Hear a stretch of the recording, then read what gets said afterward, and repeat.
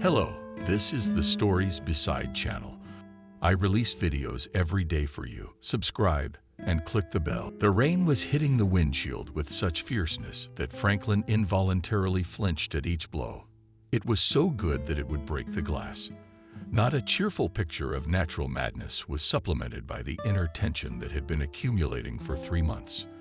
The man desperately wanted to get rid of stress, but he did not know what in this situation would have the greatest effect: a large portion of strong drink or escape to some secluded place. His intuition told him the right thing to do. Franklin, while you're looking for that place, you're gonna lose your mind. That's why it's a good time to get drunk as hell. There's a reason scientists say that many geniuses have brilliant thoughts when they're in a bad state of mind. The head of Franklin Cosmetics is used to listening to his inner voice, trying to pay less attention to the heavenly flood. He started the car and drove out of the parking lot. And for the second one, I was satisfied with the decision. In this weather, Phil only drink vodka. The man grinned sadly at his house and muttered. And the occasion was perfect. Or rather to say, you can't think of a worse one. Franklin thought for the first time today that fate was mocking him. One setback after another, and he had no time to dodge the blows. The thought flashed through my mind again. It's as if someone had put a curse on me on purpose. The man immediately pushed the thought away, because he did not believe in Moldavian nonsense, but he could not explain the succession of business failures either. There was no one to consult on this issue either. Therefore, the businessman decided that there was nothing better than to get drunk. In general, of course. There were, of course, at first thoughts that it was all grandmother. The first wives about her said all sorts of things. But then he found out that she was dead and scolded himself. How can you believe in all kinds of damn things? Well, it's something else. It's more like a streak that's gone on too long. It's got to end sometime. That's usually the way it goes. Franklin had never abused hard liquor, but he knew that it helped to clear his brain of unnecessary junk. He moved slowly down the street, trying to make out familiar landmarks through the veil of rain. Finally, the sign of a beer bar with the promising name Jolly Carp appeared in his field of vision. The logo of this party establishment contained not only letters, but also the image of a huge fish with a beaming smile. When Frank first graced the election with his presence, he asked the receptionist whether those who had come up with such a stunning advertisement with the fish must have taken a hefty dose themselves. Baffled by the receptionists, asked the client, "What made you think that?" Franklin blurted it out without thinking about the consequences. Yes, because a sober person is unlikely to come up with the idea of depicting fish of obscure breeds with a smile on his face. Long-haired man looked resentfully at the status visitor and corrected the snout of fish is not a muzzle, but snouts. That's what biologists have decided to call that part. Franklin did not like to be corrected. He immediately decided to flaunt his knowledge and their theologians. If you dig that deep, these are the people who study fish. The manager couldn't object because it wasn't in his interest to scare away customers. After that incident, Franklin had several more times visited the bar, which, by the way, served very good quality beer. Today he decided to come here for an hour.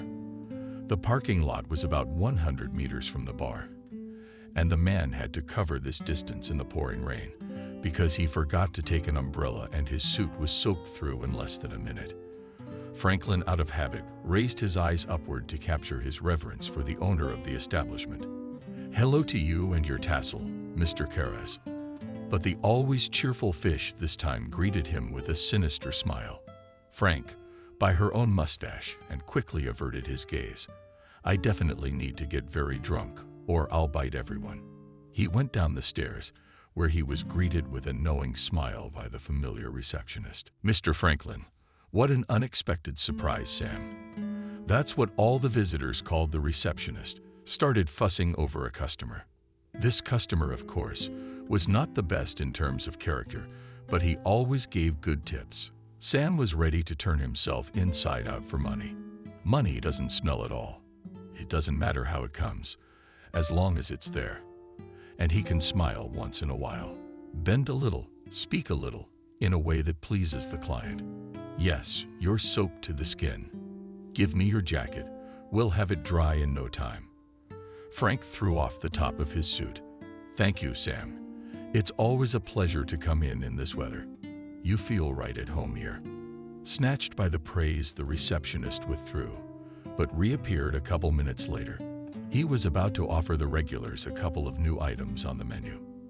But Franklin made an emphatic hand gesture. Sam, I'm not in the mood for a tasting tonight. I'm ready to tear everyone apart, so I'd better take a classic rough to restore my composure. The manager's out of town, and I hear you. I'll send a waiter right over. Followed by the same careless gesture. I don't want to make a fuss. Be a friend. You bring the double portion yourself. Of course, if such a favor is not burdensome for you. The administrator turned off her eyes and became at this moment very similar to the carp pictured above the entrance. No, it is not difficult for me, even pleasant, to fulfill the request of our regular customer. But you, Mr. Franklin, as I noticed, are driving. Frank clapped the man on the shoulder. So you're still turning out your boy, keeping tabs on the customers. That's commendable. But you don't have to worry about me, Sam, because I never drive drunk.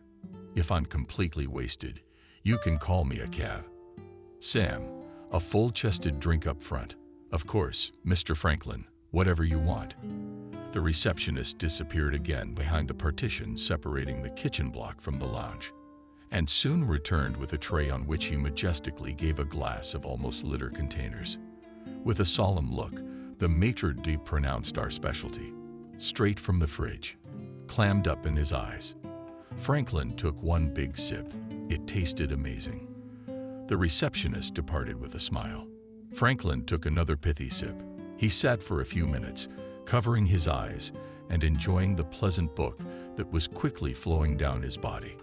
The men physically felt the anxiety loosen its grip. The realization became clearer with each passing second. Someone unseen within him distinctly said to Franklin, "Perhaps the causes of your troubles are in your surroundings.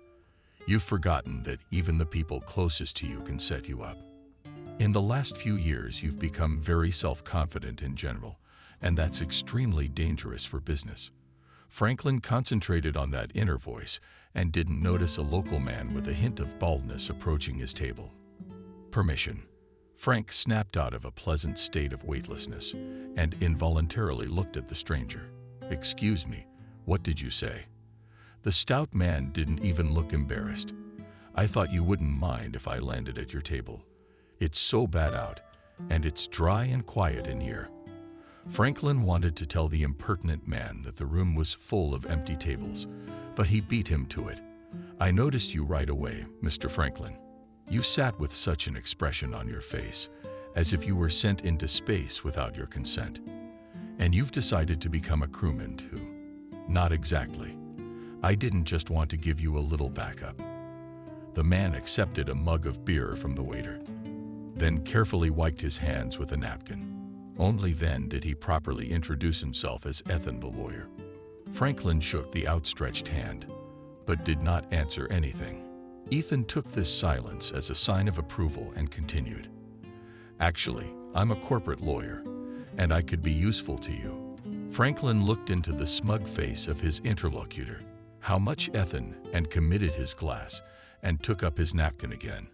"I think we can agree on a price." Franklin was beginning to be annoyed by this unknown lawyer.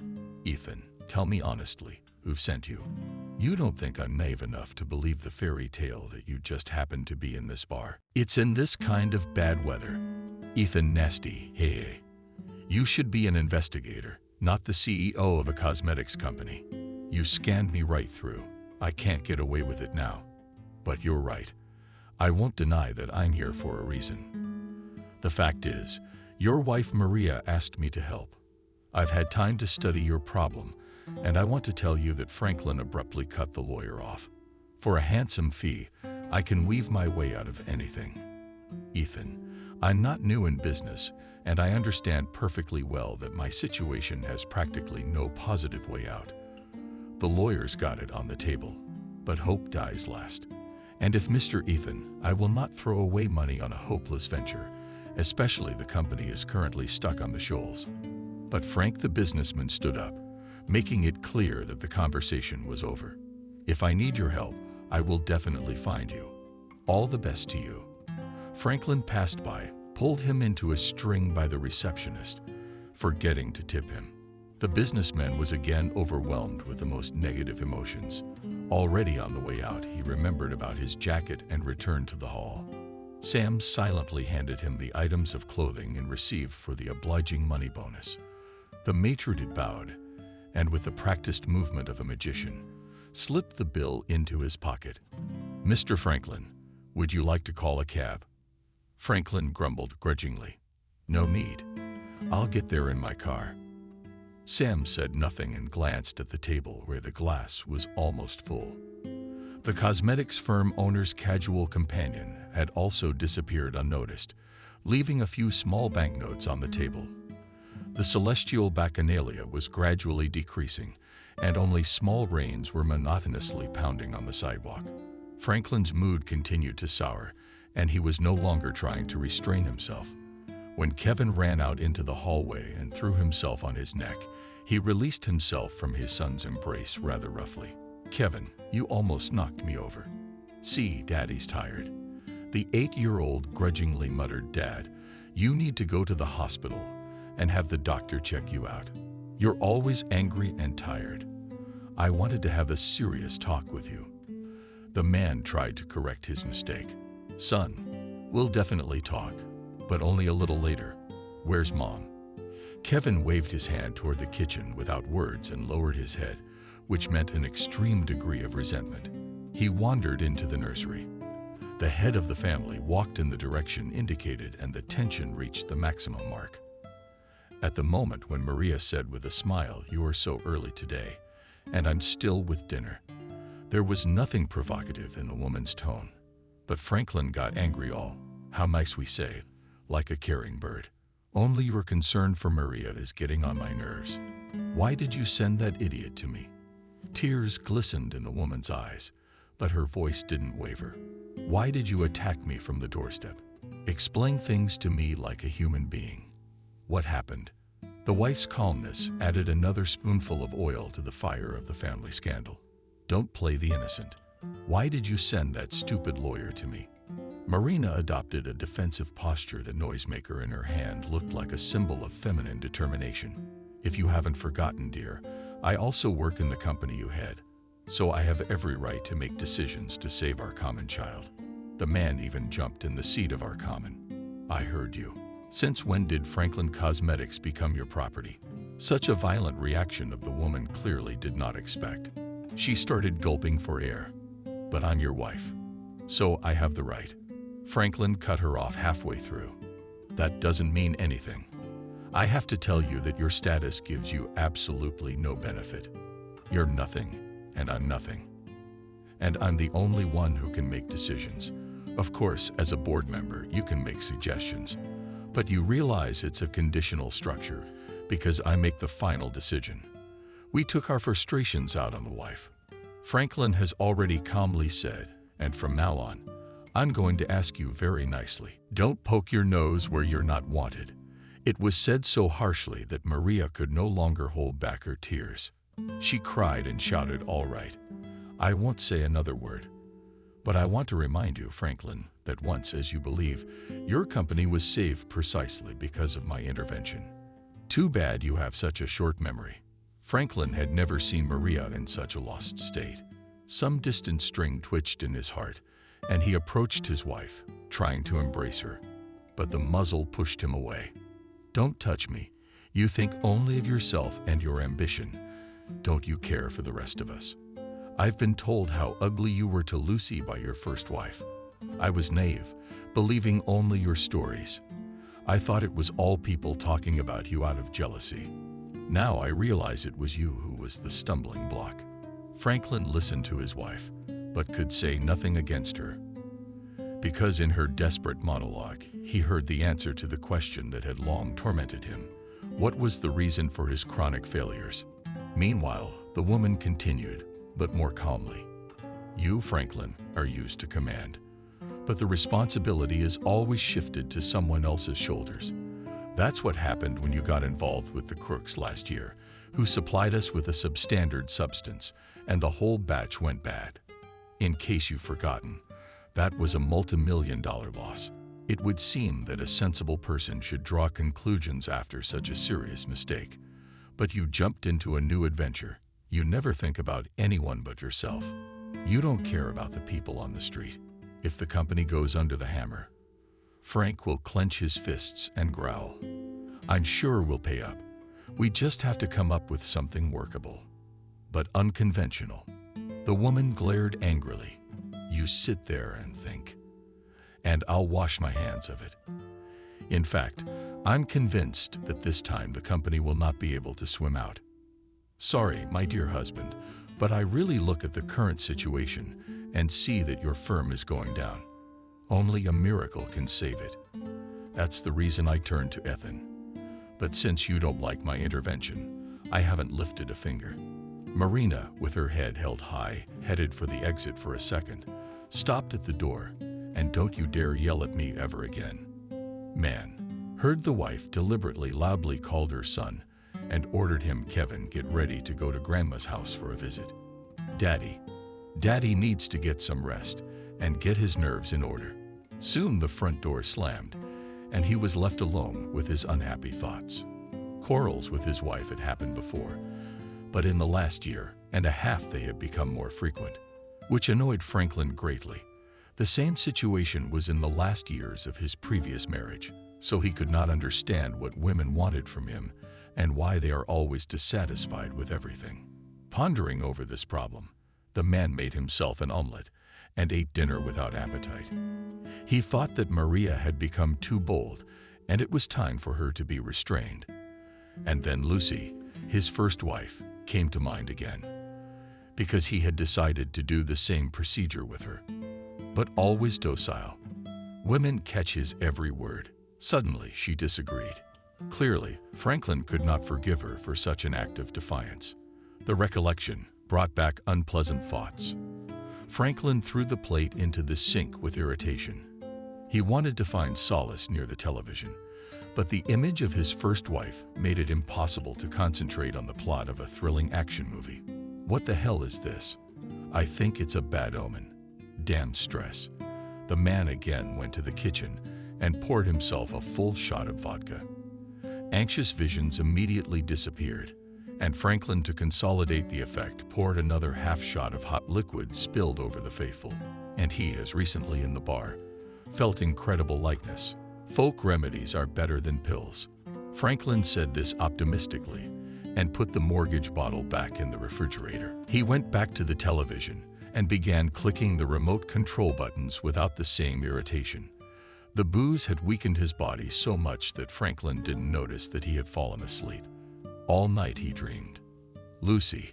But this night vision caused nostalgia because irrevocably lost to him time when he was really happy. Insistent alarm clock signals forced Franklin to open his eyes to those feelings that he again experienced in the dream.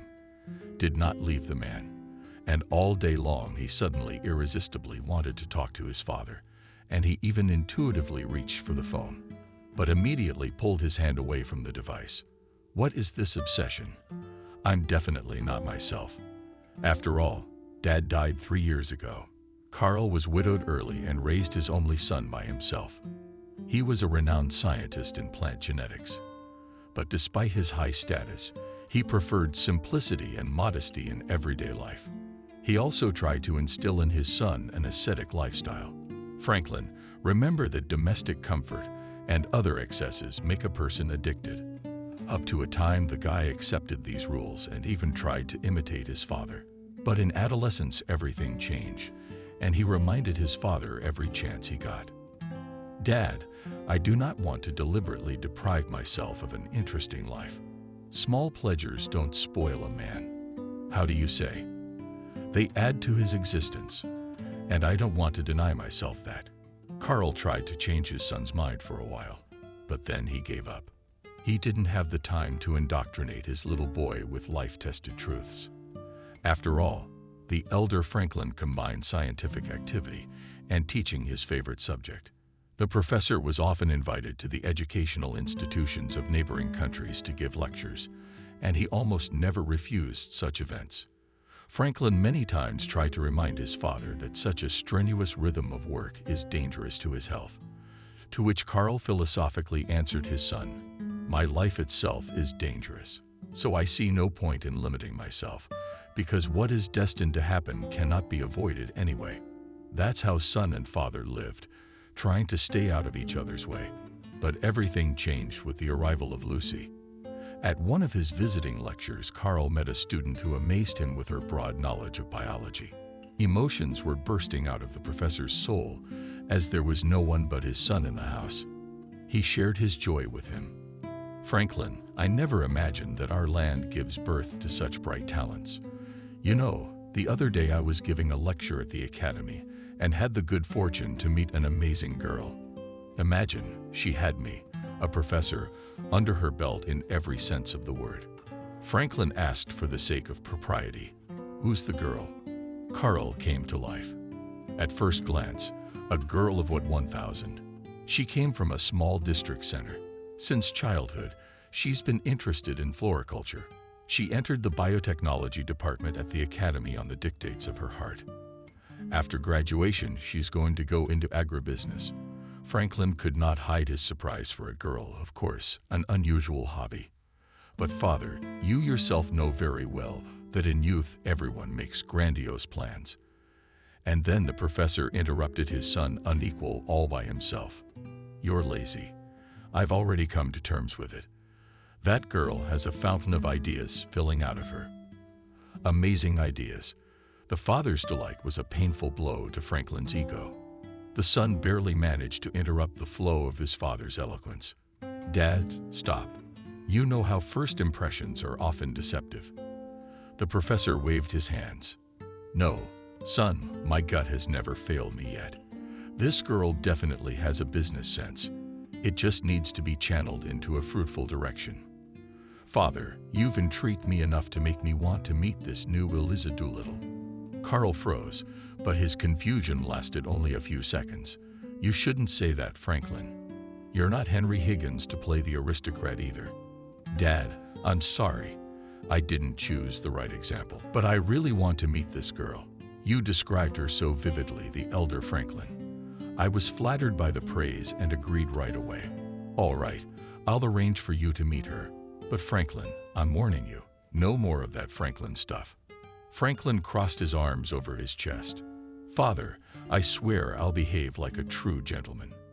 At that time, Franklin could not have thought that meeting a pretty provincial girl would change his life dramatically. Although the girl could not be called a beauty, but the charm in her was in excess. From Lucy emanated so much energy that once Franklin jokingly said, "Lucy, you can connect to charge phones and other electronics." The girl grinned. "You're not alone in that observation. When I was very young, my grandfather used to tell his fellow villagers that I was a battery-powered robot. Your grandfather has a great sense of humor. Franklin, you wouldn't believe it, but they believed him. But the locals interpreted the joke in their own way. They spread rumors that Herb's granddaughter's heart wasn't real, but a motor. Everyone felt sorry for me and gave me candy. I wish Grandpa was gone, but we often go to the village, so Grandpa's house is not empty." Franklin found this story funny. "I've never been to the village. Are there really such naive people there?" "No, they're just ordinary people. And the craving for rumors is an indispensable element that saves you from boredom." Just a few days with Lucy didn't go unnoticed by Franklin. After all, in addition to positive energy, the favorite of the professor distinguished herself and a sharp mind. One day the girl confessed to him, "Franklin, if I had a different amount of money, I would open a cosmetics company." The guy was surprised, "But you don't know anything about it." Lucy laughed. "I am profoundly mistaken, because at the heart of every cream elk or shampoo, plant extract, by the way, is a profitable direction, because half of humanity is women." The young man immediately caught on to the idea. "Lucy, there's something in what you say." Franklin could not find the right word for a long time, but he spit on this trifle and moved on to the next point. By the way, many men are also not strangers to the pursuit of beauty. Personally, I'm very interested in your idea. Tell me, what would you call your company? After all, it is an essential part of the brand. Lucy grinned with geniality. Look how promising Franklin Cosmetics or Franklin Youth sounds. That's just me thinking off the top of my head. It's the first thing that came to mind. Franklin's already pictured himself in a future presentation. This picture inspired him so much that he took the girl in his arms and danced with her. Lucy, you, my fairy, are a true enchantress. The irrepressible joy of the young man was explained by the fact that he still could not find his place in the sun. After graduating from the Institute of Chemistry and Technology, the professor's son worked only a year in his specialty. Franklin did not want to work for the state from the beginning. 2 attempts to start his own business ended in complete failure. Meeting Lucy breathed new hope into him, and he decided to keep the girl to himself for a higher purpose. He proposed to her. Although Lucy understood perfectly well that the young man does not have tender feelings for her, she agreed to become his wife. Their union turned out to be successful both in life and in business. But the period of prosperity lasted until Franklin one day did not meet Maria. Lucy was losing badly in appearance against the background of a sophisticated rival who had perfect body shapes. In fact, Franklin's main irritating factor was his wife's fullness. Lucy, and before marriage, was not thin. And after the birth of a daughter, Cindy, and even kinder, Franklin humiliated his wife in every possible way, did not hesitate to compare her to a famous animal. One insatiable fall day, a loving husband told Lucy, "I can no longer live with you, because I met a woman with whom it is not a shame to appear in decent society." This confession was unexpected for the young woman, and she did not even immediately realize what had happened. "Franklin, that was a bad joke. I could be offended." My husband sarcastically remarked, "I don't give a damn about your resentments for a long time. You're making a fool of yourself. A village in a word. Let's not get into details. Let's just go our separate ways." "But I can't, and I don't want to. I put everything into this company." "Franklin," you laughed. "Yes, it's my credit and my money. If it weren't for me, your worthless ideas would be lost for lack of demand." Franklin had a lot of nasty things to say to his wife. He concluded his speech by asking her to clean up the place as soon as possible. Now the man was horrified to think of the act, and he burst out involuntarily. "Yeah, buddy, you were a scumbag. How else can you call a man who threw his wife and little daughter out the door?" It didn't surprise him that it was the first time he'd thought of his daughter in 10 years. More than anything else, the businessman was concerned about the fact that March, for whose sake he threw out his first wife, today supported not him and the former rival. Men quietly said yes. Female solidarity is a great power. After a moment's thought, he threw a question into the void. "I wonder where Lucy is now." "Probably somewhere in the countryside, scrounging for food." Frank was not wrong about one thing. His first wife had indeed settled in a small Belarusian village. True, she did not study, as Franklin thought, but lived and worked there for her own pleasure. That morning at summer sunset, Lucy was going to cook oatmeal porridge for 2 people according to tradition, but found that there was no beggar's molasses of salt in the house. Cindy sat at the table waiting for breakfast, but realized from the confused expression on her mother's face that the morning meal had been postponed until later in the day. The girl tossed her spoon with irritation. "Mom, are we out of something again?" The woman smiled at her daughter. "You guessed it. And that this time salt, sugar, milk, cereal." Cindy listed gastronomic nominations and did not even try to hide her displeasure. Lucy became guilty. "No salt. It was there yesterday, but today it's gone. I've been distracted lately." Cindy had a caustic remark. "The mice must have eaten all the salt. They love salt. They just can't live without it." The girl stood up abruptly from the table, and the table toppled to the floor with a clatter. Lucy shuddered. "Cindy, would you mind holding your grudge? It's no big deal. It's a 2-minute walk to the store. You run and get the salt. And we're together." The 15-year-old selfishly curled his lips in disdain. "Why me, Mom? Is that your fault? It's up to you to fix it. Everyone's used to it." "Cindy, run over there. Cindy, bring it." Her daughter accompanied her private speech with facial expressions and gestures that gave her mother a fit of laughter. "My girl, that's the way it is. You're the youngest in the family, and you're the one who has to run these errands." Cindy almost screamed. "I don't want to be the errand girl. Maybe I have plans of my own." The girl's voice became a little bit more serious. Lucy peacefully said, "Okay, if it's so difficult for you to run to the village shop, I'll go myself. And there's no need to get hysterical over such a trifle." Cindy snapped at her. "Mommy, it's not because of me, but because of your fault that all the fuss has broken out. Any normal housewife knows which products she has in the house and which ones are running out." And you mother laughingly interrupted her daughter. "Even if it is not a normal hostess, but it is also here is not a stranger. You could have followed the food supplies, seeing that your mother is closing. I have so much to do. I don't have time to breathe." Cindy remained silent, stepping her eyebrows together. Lucy decided that this was a good time to do some parenting. "I don't like you talking all day long. You could help me at least once in a while. I don't demand much from you." The girl grimaced again, interrupted her mother. "No, Mommy, you can't lure me into that trap. Not your plantation. That's where it stands." Cindy ran her hand over her throat, and for added effect, he flicked his tongue. "And I'm not going to follow your example, Mom. This means that our family succession is impossible. So this option is completely off the table." The woman looked at her daughter fondly. "Do you look like a wet Borgia now?" Cindy flashed his eyes angrily.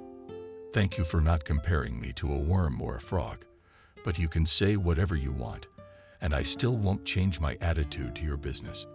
The girl made quotation marks with her fingers and headed for the entrance. But her mother caught her by the arm. "My daughter, you can change your plans 100 times, if you have any. I'm not going to force you. But as a mother, I have a right to know what your plans are. Admit it. Where do you want to put your energy?" The girl rounded her eyes and beautiful, spreading her arms as if she wanted to cover the whole universe. "Mom, I dream of becoming a model. After all, you will not deny that for this I have all the data and face and figure." Cindy threw her mother a glance, but Lucy answered the Harris in an admonishing tone. "Besides what you named, it's also good to have a brain in your head. The professional life of models is very short, 10 years at most. And then there's no 100% guarantee you'll get selected. There are plenty of pretty girls out there. That's why there's so much competition in the modeling business." Apparently, Cindy was puzzled by her mother's warning. She thought for about a minute and then said cheerfully, "Bullshit. If I don't sneak into modeling, I'm going to go into acting. Even the teachers at school tell me that with my looks I'll be able to be on stage or on the catwalk." Lucy sighed heavily. "You've got your head full of nonsense." The girl exclaimed, "Mom, but you do not want me to spend my life stuck in this village. What's wrong with our village?" "Everything. Everything here is stupid, and the people are stupid and dull. If you knew what they were saying about you, you would have run away from here a long time ago." Lucy grinned. "I know my bones are always going through the motions, but I haven't paid attention to it in a long time. And about the Cindy people, I want to tell you that you still have to grow and grow to reach their level.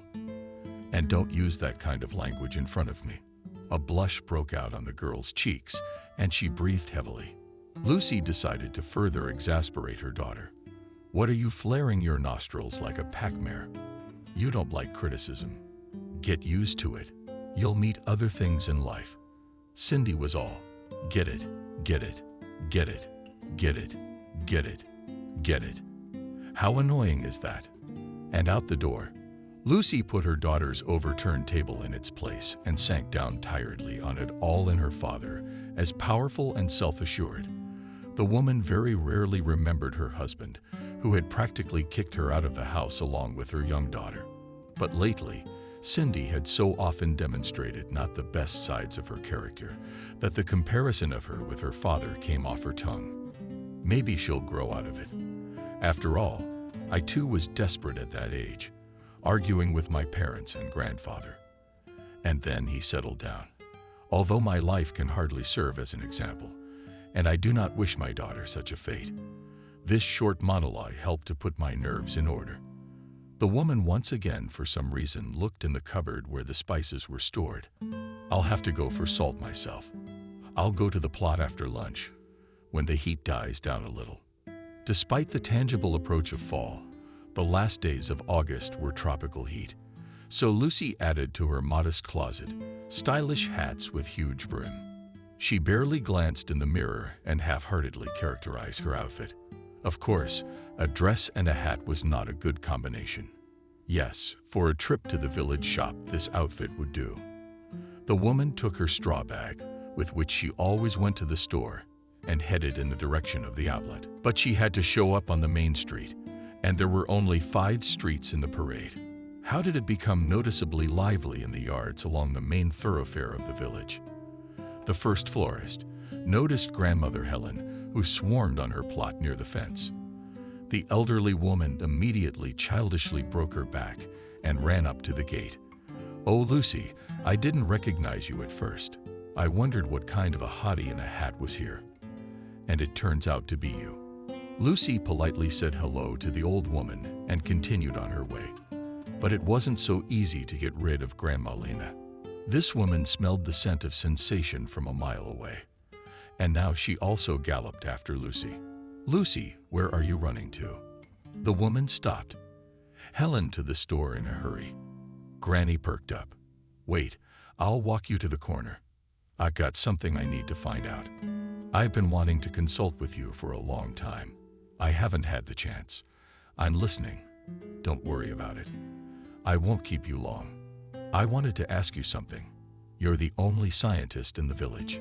You graduated from the academy, so you know about herbs. In the parade, it was customary to start an important conversation with an approach. Bavalina's introductory part turned out to be too long, and Lucy did not hide her impatience. "Helen, healing herbs and flowers. They're a little different concepts, but I will gladly help you if it is in my power. What you wanted to ask me?"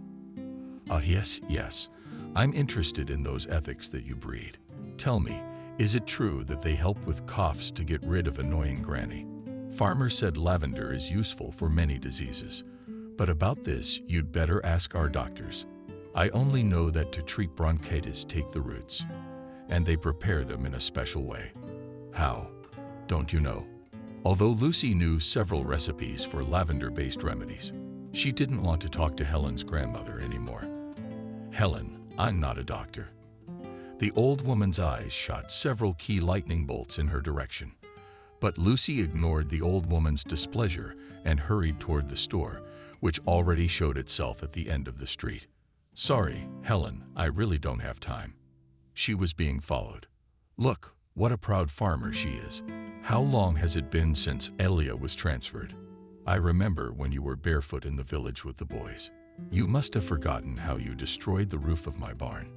The village troublemaker didn't stop listing Lucy's past sins, and when she got to the store, at the same time she recalled all the offenses she had suffered from the family bunny, with whom in the old days Helen had been friends or enemies.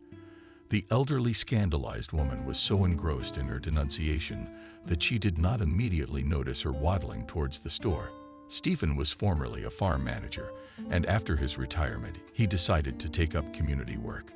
He took to his duties immediately. "Helen, what are you doing out here?" Screaming in a bad voice, scaring people. Granny put her foot forward. "And who are you that I have to answer to you?" Stephen proudly puffed out his chest, like a village chief. "I have the right to know." Granny stomped her feet in huge galoshes. "Who elected you?" He appointed himself headman. "And you're making demands. You'd better tell people how you go to the farm at night. How many bags of mixed fodder have you stolen? To put up with such insolence, even from a former lover."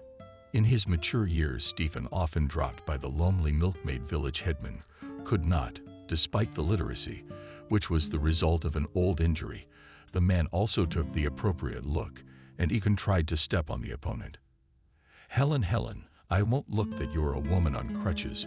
You've got that way with your spoons on blood everything. The offended grandmother agreed to the whole street. Good people, what's going on? The headman is threatening me. At the exhausted screams of the old woman, Wendy, the sales clerk, jumped out of the store. The mere sight of this dimensional lady sent shivers down the spine of the exuberant shoppers. The saleswoman looked angrily first at Helen. Then she said, "Hey, you old robbers, settle down nicely. Otherwise, I will be forced to take harsh measures against you." The arguers instantly quieted down because they knew that Wendy did not throw words into the wind. Helen whispered something under her breath and headed towards her house, while Stephen sat down on a bench outside the store. Wendy returned to her workplace and to the questioning looks of several customers. She said, "Yes, they're at it again, Helen. They're all in a tizzy. They're fighting like little children. I can't even believe that people of such an age can have battles." "You never know," Lucy said thoughtfully to Wendy, "but it's true. Not without reason they say that old people fall into childhood. It is a natural phenomenon.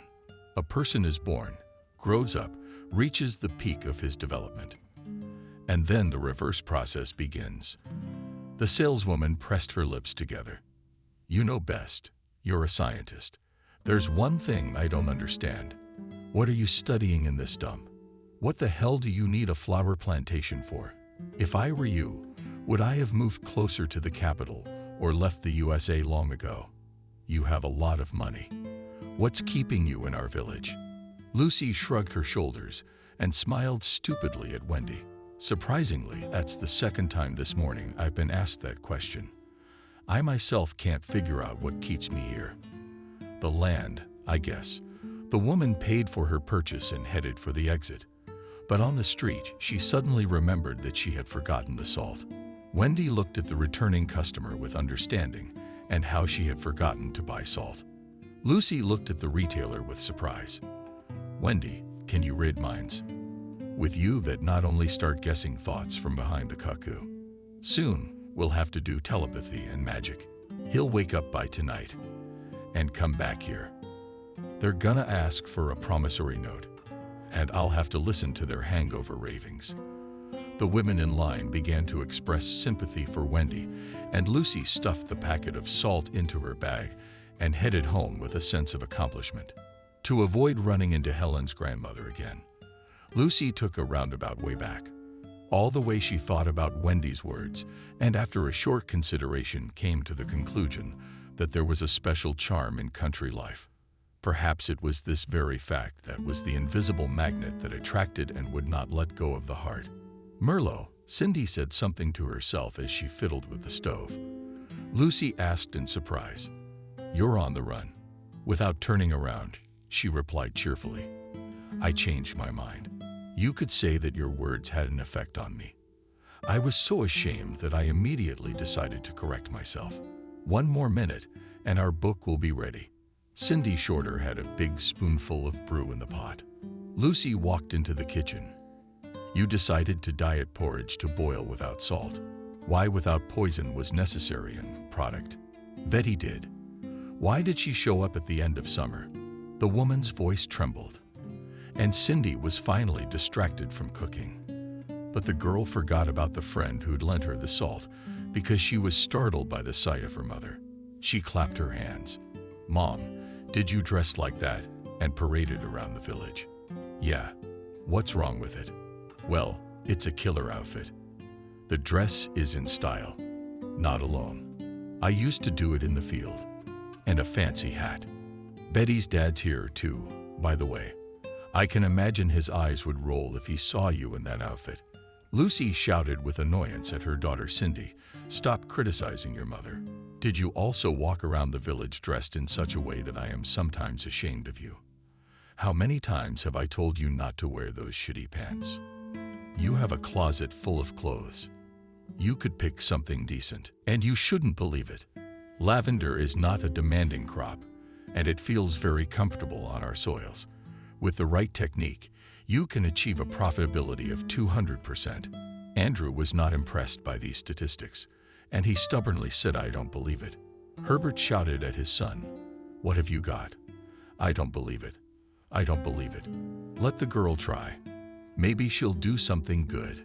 Besides, there's a lot of land here that we don't own. The authorities will be glad to have someone to take care of their culture." But Andrew didn't give up. "But you need seed money to start a business. And as far as I'm concerned, Franklin's got you penniless." Miranda mumbles it's a good thing he let us out alive. "Yeah, he gave me my stuff. And we'll help with the money with Grandpa. We have some savings for a rainy day." Lucy decided to start her own business with a small plot of land. Only the question of marketing the aromatic products remained unsolved. But her childhood friend Alex helped her. Fate brought them together in childhood, when their parents took them to the village on vacation. Although Alex was older than Lucy by 4 years, the age difference did not interfere with their friendship. In the years of youth, the guy helped the girl out many times, and she always tried to look up to him. It was Alex who infected her with the idea of entering the agricultural academy. He himself also graduated from this educational institution with a red diploma and almost immediately settled firmly in the capital. Lucy kept in touch with her friend and knew that he held a high position in the ministry. After a short hesitation, she decided to remind her old friend about herself. Alex was glad to receive Lucy's call. "How great that you called. At the first opportunity I rushed over, so wait, don't move anywhere." Alex showed up in a parade literally on the 3rd day after the call. "Lucy, you have no idea how excited I am. Tell me about your life in the capital. I hear you're married to a serious woman." Bitterly smirked, turned around and curled up. "I have no husband, no company. All my efforts have failed.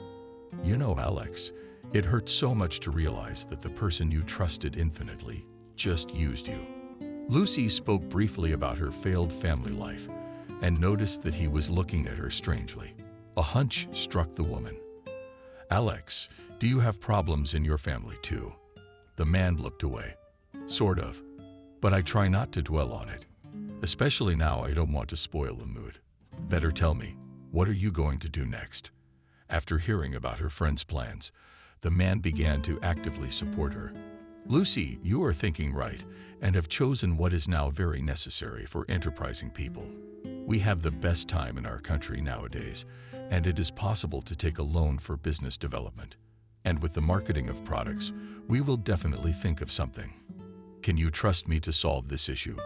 A week later, Alex called and said that there is an opportunity to conclude an agreement with a well-known cosmetics company. The firm is very dear to its reputation, so cooperation with it will open the green light for you. But you must understand that you will have to undergo a number of laboratory tests. Lucy was ready for any tests. She was happy that things were moving in a positive direction. But suddenly there was another beneficiary, retired Colonel Beekeeper. When the plantation's lavender bloomed. The next year, Benjamin set up his hives nearby, and he didn't even warn the owner of the plot about it. Benjamin became the culprit of the first troubles of the novice flower farmer. That summer morning, Lucy did not know what awaited her on the plot, which she cared for as a living being. Together with her daughter, she went to the plantation early in the morning to assess the blooming activity. She and Cindy had no sooner reached their destination than they were attacked by bees already stiffening their brains and bodies. It was only her daughter's screams that made the woman take the right action as calmly as possible. The girl jumped out into the hallway and started fidgeting in front of the mirror. Normal pants and holes are the most fashionable trend. Lucy glanced at the wall clock. "Cindy, you've been giving me head since this morning for almost 10, and I haven't done anything yet. Let's have breakfast. Let me do the handouts today, and you do the squats. Mommy, get some rest. Maybe we can go to Betty's tonight." The girl deftly distributed the porridge on party plates and herself sat down opposite her mother. Lucy could tell from her burning eyes that the girl was up to something, and this hint of Alex's arrival was not accidental. Cindy thought that she and her former childhood friend had a secret affair. but their relationship was strictly business. Lucy started the porridge, reminding Cindy of her daughter. "I don't have time to come by tonight to pick up the raw materials. And I haven't looked in the sushi tree yet today. If you have any more questions for me, tell me as soon as possible." Cindy took a long look at her mother, and Lucy saw something in her eyes that she had not noticed before. "Softer now," she said. "Why don't you say something?" "My cub." The girl began to rub the edge of the tablecloth. What was a sign of great excitement. "Mom, you just don't take offense at me. But I've been meaning to ask you about Dad for a long time. Betty has such a great dad. You're all I have. I was just a little girl, and I don't remember much of that other life." Cindy looked away, as if she were afraid her mother would read in her eyes what she was trying to hide from her. But Lucy said quite calmly, "I don't want to remember that man. He has ceased to exist for me. Mom, he's my father. Doesn't he want to see me? I can't tell you that. But judging by the fact that he's never called or written in 10 years, he's not interested in your fate." Cindy looked her mother in the eye again. "Mom, maybe he just doesn't know where you took me." The woman drew her daughter close to her. "He knows everything. I even sent him a picture of you, but he didn't reply. That's it. Let's not bring it up again. Aren't we living well together?" Lucy tried to sound cheerful, but her voice was sad. "Cindy, I'm going to be a teacher. And you wash the dishes and put the house in order." The daughter answered nothing, and the mother realized that she was under the impression of talking about her father. But the woman knew very well that one day the time would come, and she would have to tell her daughter everything. And that hour had come. The old heart wounds reminded themselves again, and the thought flashed through her mind that no matter how many times she chased away the past, it would still be knocking at the door. Lucy checked until late in the evening, ready to send to the customer raw materials, all the while reminiscing about her failed marriage. When Lucy informed her immediate family that she was marrying the son of a Moscow professor, her mother and father were shocked. But her grandparents rejoiced at the news like children. Miranda, despite her granddaughter's warning, spread the news all over the neighborhood. Herbert later reprimanded his wife. "What is it with you and getting ahead of yourself? And if the wedding is upset, what will you say then?"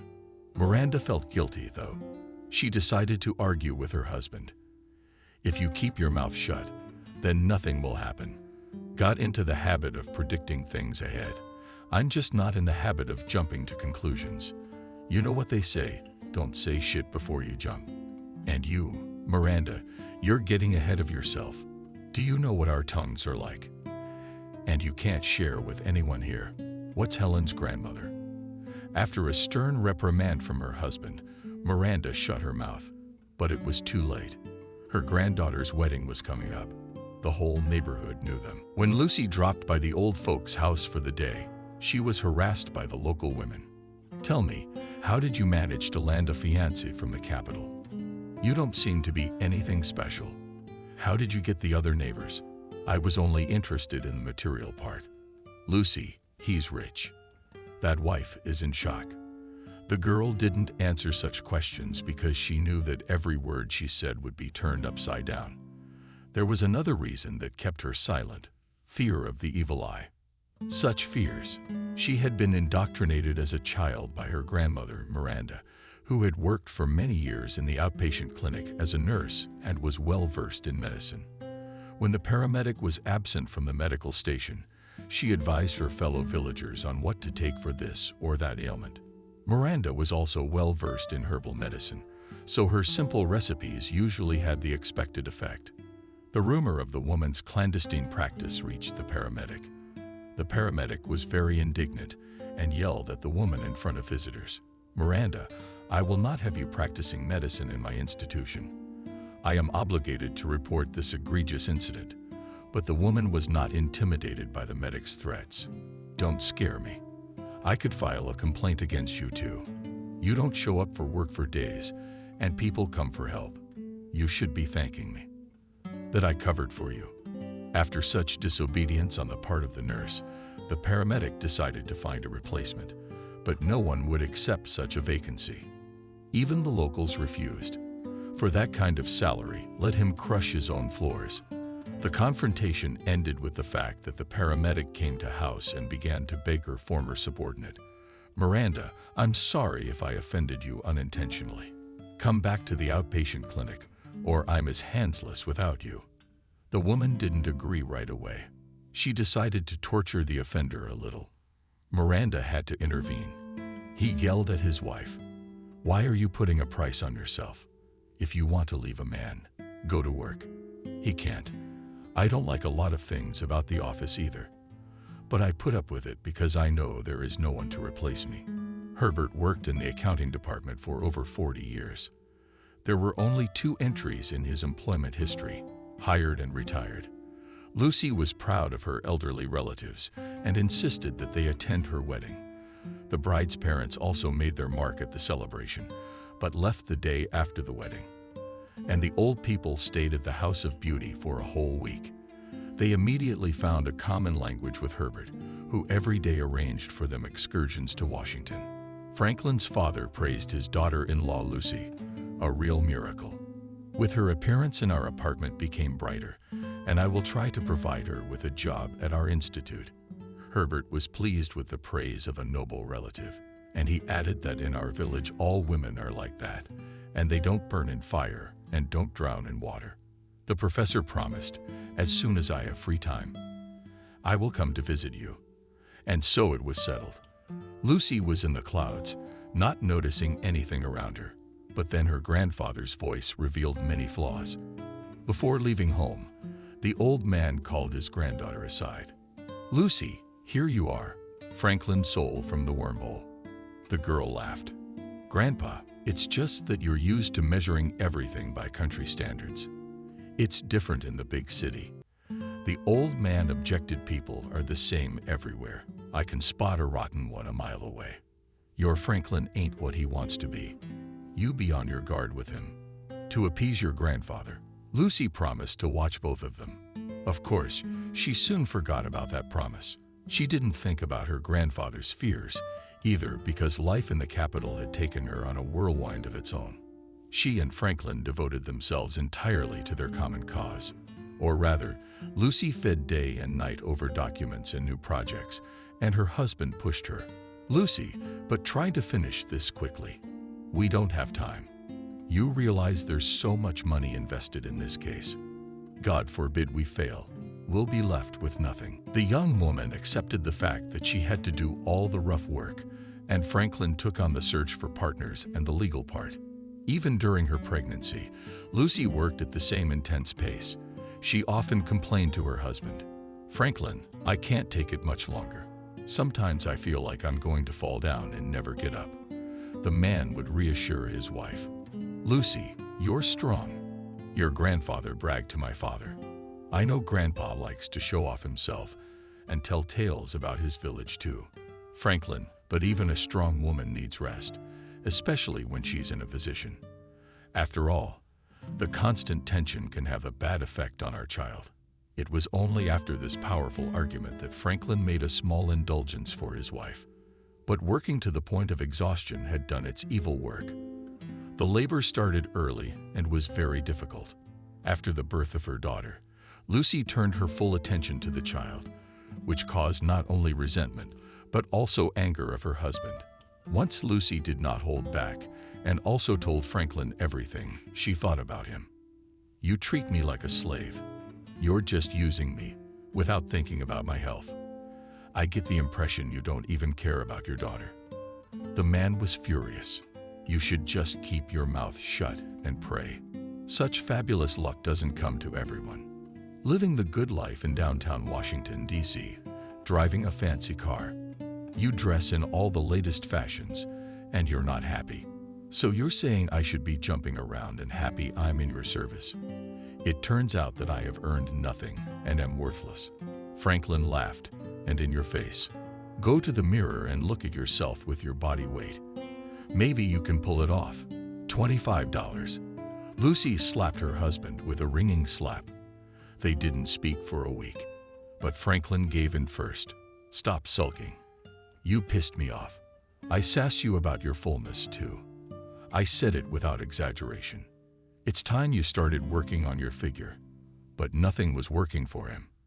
And she did not have time to attend a fitness club because everything was taken away by work. The company Beauty by Franklin expanded every year and profits increased. They had to look for new employees. Frank personally handled the search for staff. Therefore, Lucy was not aware of the latest changes.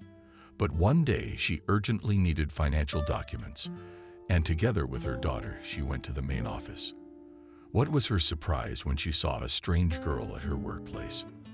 At home, she interrogated her husband. "Franklin, why is that pretty girl sitting at my computer?"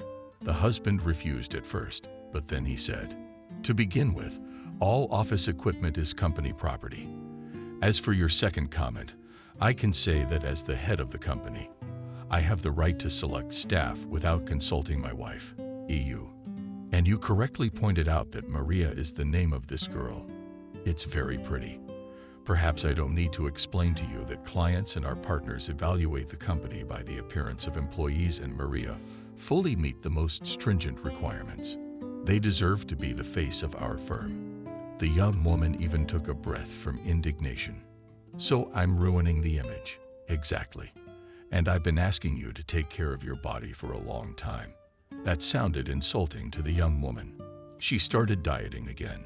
She even went to see a nutritionist, but he told her not to torture yourself in vain because you'll never be model standard. You've been born broad-boned, but your weight is almost normal. So it creates a fullness effect that doesn't really exist. She returned home in high spirits. But Franklin wouldn't even listen to her. "You're just stupidly looking for an excuse for your weakness. But I don't insist. You like walking the cart. You're welcome." Soon Lucy learned that Franklin was dating Maria. "No, Cindy. They're very kind. Will Grandma cure your cough?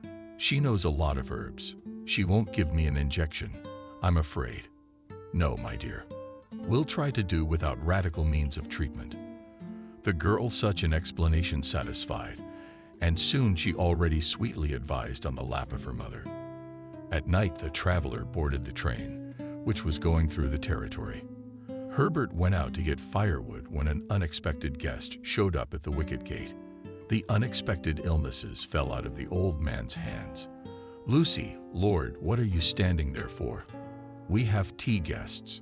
But grandmother was already standing on the porch and crying from the sudden joy. She kissed first her granddaughter, then little Cindy, and said incessantly how good it was that we had waited for this day. "Now we can die now that the welcoming traditions have been honored." Miranda tearfully confessed to her granddaughter that her grandfather and I had bad dreams about you all week. "Tell us, what misfortune has befallen you?" But Lucy is so tired from the road and worries that belittling asked Grandma, "I'll tell you everything for sure. Only first Cindy and I must rest." In the evening, a family council met at the Herd's house. Lucy's parents also showed up in a couple by themselves. Upon learning of the arrival of her daughter and granddaughter, the young woman cried, and reliving again the recent events, she told her relatives in detail about how her husband had kicked her out. Herbert listened to her granddaughter with his eyes downcast, but his cheekbones were jaundiced, giving away his anger. Barely had Lucy fallen silent. The old man growled and spewed. "Tomorrow I'm going to go to fucking Washington, D.C., and I'm going to show that asshole where he belongs." Miranda started wailing again. "I don't want you to go to jail in your old age. Stay home, hero." The girl's father supported her mother. "Yes, father, it's better not to get involved with this scumbag. Believe me, he'll get a boomerang. That kind of thing doesn't go to waste, especially for a man." Although Franklin can only be called a man with a stretch, especially after doing something like that. Herbert said, "I told you he was rotten. I've never been wrong about people." The old man praised his abilities as a seer for a while. And then he said firmly, "You, Lucy, do not worry. T is not alone, and we will always help you. Have a rest. Gather your thoughts. Think of something to do." Andrew suggested a daughter. "I think that the best option is to look for a job in the district center. After all, you can get a job at school. You will be biology or botany to teach, and more useful fun will be among the kids, because she will soon go to school. Lucy looked at her family. Thank you for your support, but can I decide my own fate? Herbert grinned. Our breed, bunnies. I don't like to be decided for me either. Of course, granddaughter, you know best. How is a little one better for you? Just 2 days later, Lucy surprised her family. I thought it over and came to the conclusion that I will stay here in the village. Andrew asked with surprise, and what will you do business here? The relatives looked at each other. Grandfather even chuckled from the excess of impressions. We already have one businessman, a retired colonel. He raises bees, so he got everyone. Have you also decided to organize honey production? No, Grandpa. I've chosen a different kind of business. I'm going to grow flowers, have leased a plot of land, and will plant lavender chamomile hut. Herbert said disappointedly. That's the number of vodka he drank and died the next morning. I thought you had something serious in mind. Did you get rich on such a thing? The young woman's face was transformed. She excitedly began to talk about the amazing plant, which she had a special fondness for. Even during my studies, I studied this business direction well. In Europe, it is highly popular. We also have positive examples. Andrew confusedly waved his hands, Lucy. But I don't believe in such fairy tales that you can make capital by growing flowers. And you shouldn't believe it. Lavender is not a demanding crop, and it feels very comfortable on our soils. With the right technique, you can achieve a profitability of 200%. Andrew was not impressed by these statistics, and he stubbornly said, I don't believe it. Herbert shouted at his son, What have you got? I don't believe it. I don't believe it. Let the girl try. Maybe she'll do something good. Besides, there's a lot of land here that we don't own. The authorities will be glad to have someone to take care of their culture. But Andrew didn't give up. But you need seed money to start a business.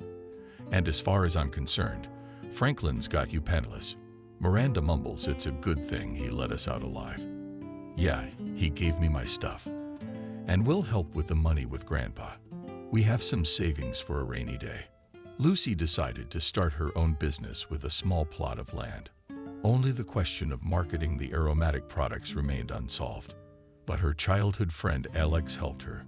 Fate brought them together in childhood, when their parents took them to the village on vacation.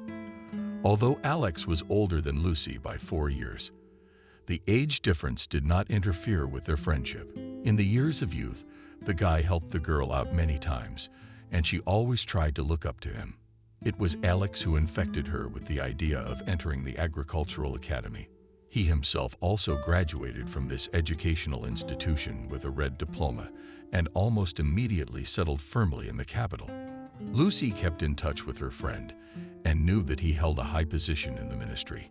After a short hesitation, she decided to remind her old friend about herself. Alex was glad to receive Lucy's call. How great that you called. At the first opportunity, I rushed over. So wait, don't move anywhere. Alex showed up in a parade literally on the 3rd day after the call. Lucy, you have no idea how excited I am. Tell me about your life in the capital. I hear you're married to a serious woman. Bitterly smirked, turned around and curled up. I have no husband, no company. All my efforts have failed. You know, Alex, it hurts so much to realize that the person you trusted infinitely just used you. Lucy spoke briefly about her failed family life and noticed that he was looking at her strangely. A hunch struck the woman. Alex, do you have problems in your family too? The man looked away. Sort of, but I try not to dwell on it. Especially now, I don't want to spoil the mood. Better tell me, what are you going to do next? After hearing about her friend's plans, the man began to actively support her. Lucy, you are thinking right and have chosen what is now very necessary for enterprising people. We have the best time in our country nowadays, and it is possible to take a loan for business development. And with the marketing of products, we will definitely think of something. Can you trust me to solve this issue? A week later, Alex called, and said that there is an opportunity to conclude an agreement with a well-known cosmetics company. The firm is very dear to its reputation, so cooperation with it will open the green light for you. But you must understand that you will have to undergo a number of laboratory tests. Lucy was ready for any tests. She was happy that things were moving in a positive direction. But suddenly there was another beneficiary, retired Colonel Beekeeper. When the plantation's lavender bloomed, the next year Benjamin set up his hives nearby. And he didn't even warn the owner of the plot about it. Benjamin became the culprit of the first troubles of the novice flower farmer. That summer morning, Lucy did not know what awaited her on the plot, which she cared for as a living being. Together with her daughter, she went to the plantation early in the morning to assess the blooming activity. She and Cindy had no sooner reached their destination than they were attacked by bees already stiffening their brains and bodies. It was only her daughter's screams that made the woman take the right action as calmly as possible. She said to the girls, "Cindy, don't scream without waving your arms around. The bees don't like that. Mommy, but they buzz so scary. I got stung by one bee already. Look at the hole in my arm. I also managed to get stung, but it is better to endure." A few minutes mother and daughter stood, taking hands. Lucy half-whispered said, "Comrade Colonel, I would put your bees in one place, so that they would not be allowed to place their hives anywhere." As soon as the bees were gone, angry at the infiltration, the farmer went to see the colonel. Benjamin was delighted by the young woman's visit. "Lucy, you've made me very happy. You won't believe it, but I was just thinking of you," the woman remarked with undisguised sneer. "What a coincidence, huh? After all, I was thinking about you too, and even mentioned you in an unkind word." The colonel raised his thick eyebrows. "Why so? What have I done to you?" "Benjamin, I am not a girl to be spoken to like that. You're the one who can mess with my Cindy's head. Who gave you permission to put your beehives on my land? Couldn't you at least give me a little warning? You hid them in the bushes and your aggressive bees stung me and my daughter." The child could have had a reaction to the stings. The woman was telling the man off, and he was smiling cheekily. "Lucy, I'm so sorry you were hurt. You're overreacting about the land. You're just a temporary tenant, not the owner. Therefore, your claim is baseless. You are mistaken, Mr. Benjamin, and I demand that you remove the beehives immediately. Put them in your yard, and don't forget to open the windows." The colonel has backed down. "Lucy, maybe we can make a deal. I'll compensate you for moral damage." "Wait a second." The man disappeared in the doorway, but immediately returned and handed the woman a chocolate bar. Lucy was stunned by this insolence. "Eat your own chocolate and put away your bee boxes today. Otherwise, I'm poisoning them." Benjamin snapped, because bees were the most important thing to him. "Lucy, don't forget. I could report you to the police. I'll report you. I'll see my lawyer tomorrow. But I won't let you do anything illegal." Lucy was only determined until the evening. The next morning, she was laughing about yesterday's incident, but Benjamin set the wheels in motion, and soon his son showed up in the village. The woman was on a plot of land when he drove his car onto the plot. She rushed at him, screaming, "What are you doing? You're going to ruin all my flowers." The man was of impressive size, and even Lucy, with her lush physique, looked like a pathetic chicken against him. He started right away with threats. "Listen, you're a florist, and once again, Bake complains to me about lawlessness. You will have a pale look and macaroni gait. My apiary will be here." He turned around and walked at a leisurely pace to his car. Lucy was in some kind of eclipse. She took a few steps ahead on the X-No. "You listen to me, you scumbag. If I see hives on my property, congratulate all the bees and warn your daddy that if he doesn't stop the mayhem, he'll have to deal with my grandfather." The reference to my grandfather had a much greater effect than the threat to kill the bees. But the hives did not appear on the plantation again that summer. Lucy, but the rumor flew around the village that the farmer had promised to get rid of the colonel. Lucy found this out by accident when she went to the store to do some shopping. At her appearance in the village store, all at once quieted down. Even the word hunt Wendy pulled her eyes out. Only Grandma Helen timidly asked, "Do you really have a gun?" Lucy stared at the elderly woman, then looked around with a surprised look at everyone present. "Dear countrymen, I rarely take it with me. More often, I use another object my grandfather has left from the war. He hides it in the attic." It was a shock for the wounded inhabitants of the small village. But the young farmer's dashing joke turned into another trouble. The next day, the neighborhood police came to their house in the early morning, when it turned out that the cause of the whole mess was Lucy's bad joke. The old people and the precinct officers laughed for a long time. But this story for several years walked around the neighborhood lady not from the soul of the locals. There was another side effect that hurt Lucy's business more than anything else. It did not show itself in its full force in the first year, but later when the farmer expanded her holdings, she found bald spots in her flower meadow on a daily basis. The local freeloaders usually raided at night. The woman tried to fight this lawlessness, but she could not catch the scoundrels in the act. Alex's daughter suggested a way out of her predicament. At that time, Irina was already 10 years old, and she studied in the elite Capital Gymnasium. The girl often came to them to play with Cindy. When she found out about the problem that Lucy couldn't solve, she advised her to put traps on the plot. The farmer didn't understand. "Betty, what traps are you talking about?" The girl squints her eyes slyly. "These are such devices to scare. They are different. There are those that fountains hit the face. There are sound. For example, a man came to a secret place, and he voiced from under the floor. She says, 'Put in place my candy.'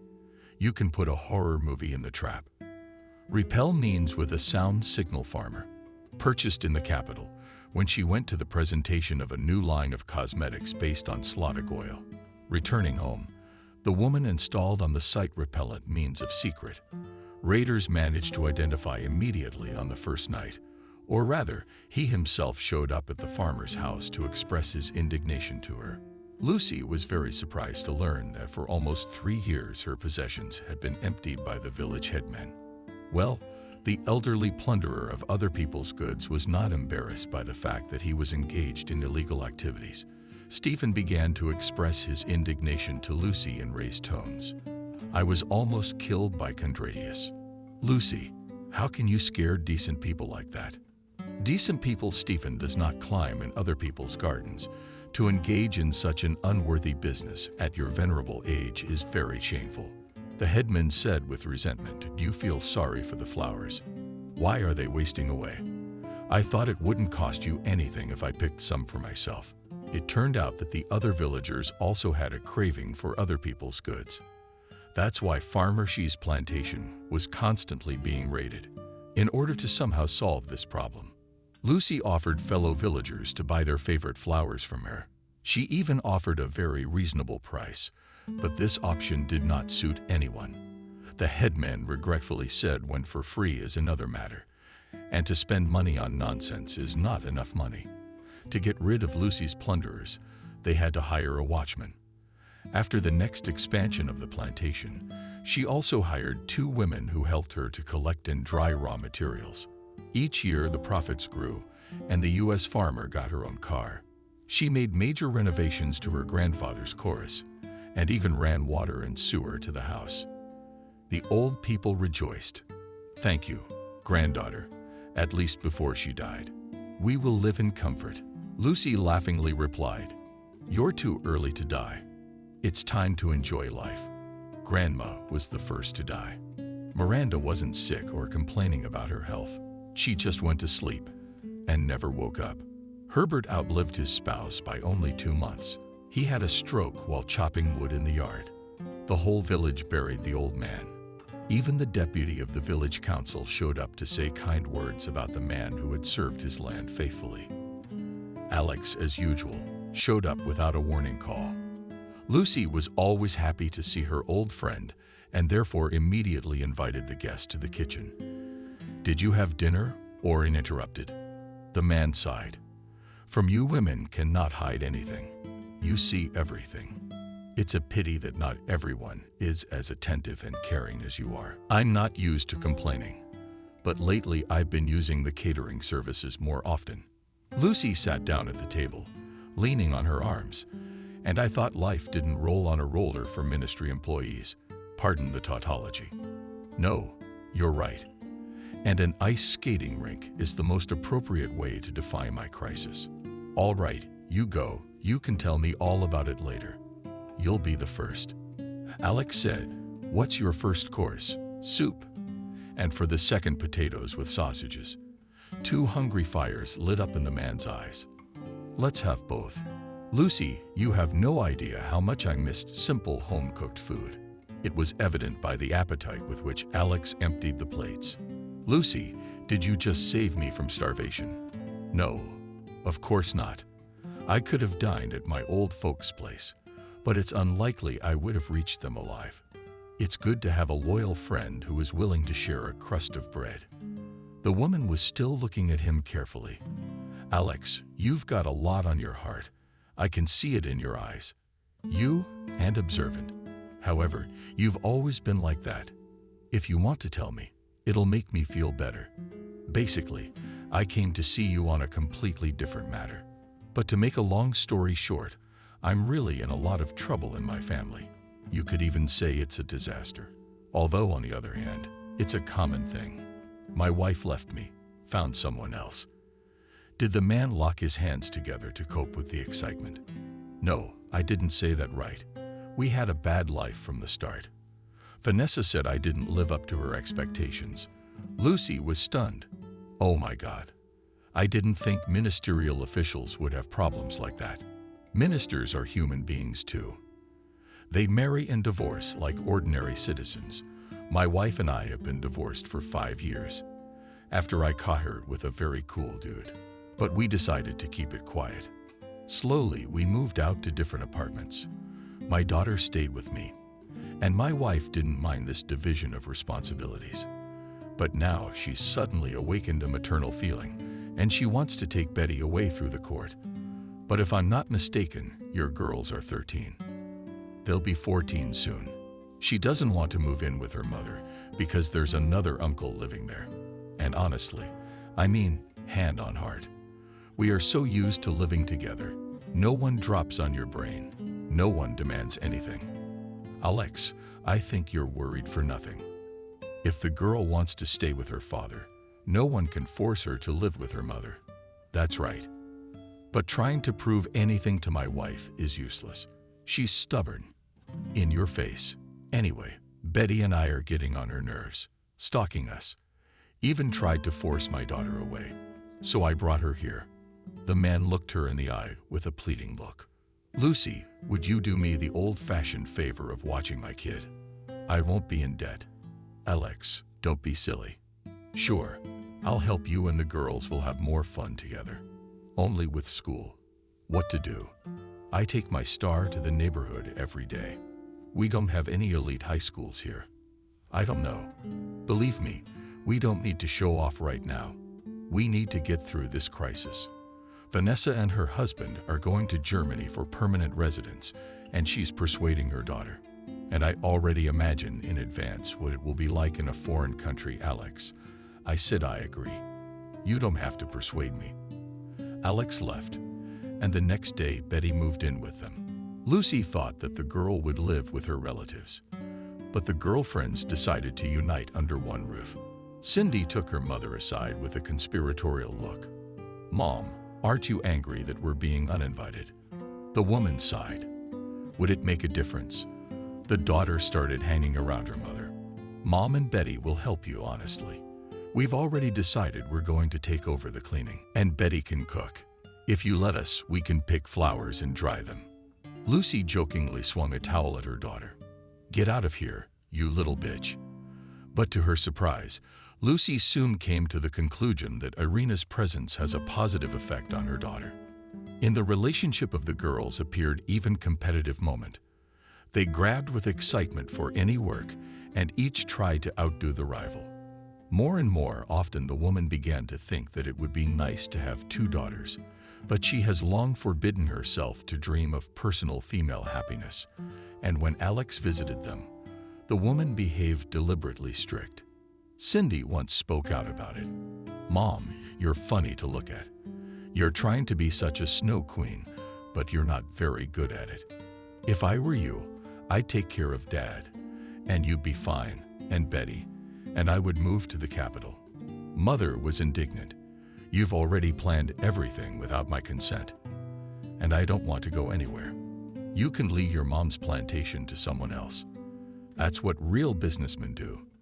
And why don't you want, for example, to become the owner of a cosmetic salon or something else worth picking up?" Lucy only shrugged her shoulders because she was not ready to answer her daughter's question. Spring came, and the farmer eagerly started her favorite job. She got the seeds of an elite variety of lavender through a former classmate and decided to plant a few more varieties of flowering plants to try out. In the midst of the work, Cindy came running into the plantation. "Mom, throw everything. Uncle Alex is here. He needs you right away." The woman always rode her bicycle to the field. She quickly jumped on the two-wheeler and headed for the village. Alex impatiently paced around the yard. Seeing Lucy, he was overjoyed. "You have no idea what news I brought you, Alex. Only bearing in mind that I can't take all the news adequately. So it's better to be careful and from afar." "All right. Have it your way. You told me you had experience working for a big company." "Yeah. My husband has a cosmetics company in Washington. Now you have a unique chance to become a sole proprietor of a similar enterprise. I'm told there's a bidding war in a couple days, and one of the bankrupt firms is going under the hammer. I think you should be interested. It's about time you went beyond your plantation, Lucy. Every endeavor needs to evolve. You're stuck on one rung." Lucy spent the whole night tossing and turning. She had long dreamed of owning something big and promising, but she was afraid. And now it was such a fortunate coincidence. Without waiting until morning, she dialed Alex's number. "Alex, I'm sorry to bother you in the middle of the night. I want to thank you and tell you that I'm ready to give it a try, but I'm kind of scared to go to DC alone. Maybe you're afraid you're gonna eat me." "Lucy, I can't make any promises off the top of my head. You realize I'm a government man, but I'll try to honor my request. Expect a final answer tomorrow." Lucy was somehow sure that Alex would throw away one free day, and she was not mistaken. The next day, the buddy himself called. "Get ready. Tomorrow at 6 p.m., I'll pick you up in my car. It's quicker and safer." All the way they chatted about meaningless trivia, and only by the end of the road, Lucy asked Alex, "Do you happen to know the name of the firm that is going under the hammer?" "You know, I haven't memorized it. There will be several bids at the auction, so I didn't really focus on the name. But something to do with beauty." "Well, that's understandable. After all, cosmetics are used by women to enchant us men with their beauty." This answer satisfied the woman, and she asked no more such questions. People with half-covered eyelids watched Alex. Now he did not resemble any employee of the ministry at all. He was dressed in jeans, a light-colored t-shirt. "Yeah, it's expensive, you can tell, but who would be surprised by expensive clothes nowadays?" Lucy grinned to herself. If the villagers found out how much money she had and how much she was going to pay for an unknown company, half of them would have had a heart attack, and the other half would have rushed to tear out the plantings in the vegetable garden to take up flowers. Lucy could not take her eyes off Alex's hands. He was turning the steering wheel. The cards and the muscles under his t-shirt were moving. She even got angry. She missed the male type. What more could she ask for? No more men in her life. They're nothing but trouble. Alex, of course, is not like that. So let him remain so good, caring, but just a friend. He suddenly turned to her. "Lucy, what are you mumbling about?" Lucy caught herself and was immediately confused. "Who am I?" Did he laugh? "No, unlike you know. When I was following you today, for some reason I remembered how you got your village all rattled, remember? And I had to lie that you were at home with me, and we were reading books." Lucy laughed. "Oh, come on. You haven't remembered for so many years that I'd almost forgotten. And here you are. It was so long ago, and it was such a long time ago, that Lucy had almost forgotten it. It was because of the same grandmother, Helen, with whom she still had clashes. Helen had always had a very nasty temper, and her then cat Jack had the same temper. This Jack held all the village cats in fear and attacked people as well as a chain dog. Once when Lucy's cat, or rather grandparents, came again in battle wounds, Lucy got angry. But Gad, I'll arrange for you to be the kindest, to love everyone, and most importantly 24 hours to grandmother Helen's songs to sing. Even then, Lucy was terribly fond of studying the properties of herbs. Of course, though Alex was older, but could not support her. They both didn't think it would have such an effect. For 2 days, Lucy prepared the potion. Alex only asked her if it would send the cat to the other side of the world. No, don't even worry. I didn't do him any harm. How can I explain it to you? It's like moonshine for our men always want always a little, and then fun. And then it's no more fun. As soon as it got dark, and it got dark close to midnight in the summer, the nights are short. Lucy and Alex quietly moved to the case. Alex guarded, and Lucy generously anointed outside the gate dough made by her liquid, and they immediately went home. In the morning, Lucy was awakened for the proper screams. She jumped out of bed and nestled against the window. The girl's eyes became huge at the gate. Helen, in one big circle, walked and shouted. That is, to put it in their language, cats and cats sang. The sight was strange, and from that very terrible. About 40 cats walking in one trajectory and singing. And the cats were singing, so it gave me goosebumps. There's a crowd of villagers standing nearby. People look at this picture with horror and quietly discuss when to wait for the end of the world. Every now and then one of the owners rushes out, grabbing her cat to carry it home. But the cat becomes real at that moment. Fury lashes out and rushes to the gate again. Helen's grandmother went sick because she was sure someone had put a curse on her. And Miranda probably did it, because she can. But Grandpa came up to people in the afternoon and Alex, Lucy, confess what you did. Lucy was ready to confess everything. But Alex said, no, Grandma Miranda, we sat up late at night at the books. And then Lucy went to bed. You saw that.